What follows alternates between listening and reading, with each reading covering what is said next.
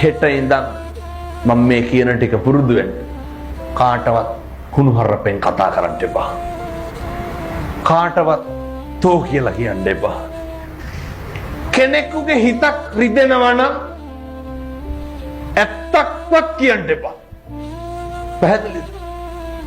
සමහරව කියනවා නේද ඔය ඒකට නම් කියන්නේ මෝඩකම කියලා. මම බෙල්ල ගහලා ගියත් කියන්න තියෙන දේ කියනවා කියලා. ඒක හපංකමක්ද? එහෙම කියන්නේ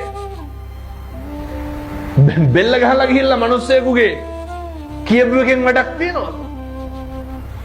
වැඩක් නැහැ. හිතක් රිදෙනවා නම් කෙනෙකුගේ දෙපාරක් හිතන්න. ඇයි මෙහෙම කියන්න හේතුව? මරණ මංචකේ එළවයි මෙලවයි දෝලණය වෙනකොට මොකක්ද මතක් වෙන්න ඕන? මම මගේ ජීවිතේ කිසි කෙනෙකුගේ හිතක් රිද්දලා නැහැ. මම කාටවත් තෝ කියලා කතා කරලා නැහැ. ඔක ගෙදරින් පටන් ගන්න නැතුව කියමු බලන්න කොහෙන්ද පටන් ගන්න? දරුවෙකුටවත් තෝ කියලා කතා කරන්න එපා.